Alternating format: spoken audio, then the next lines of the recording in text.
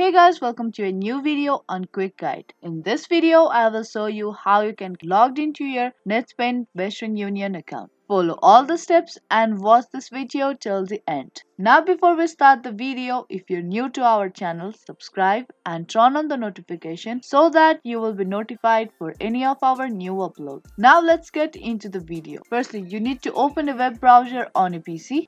Now there search for Netspend Western Union login.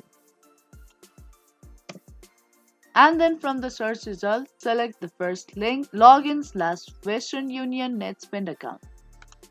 And it will directly take you to its login page. Now here you have to type in your username and password correctly.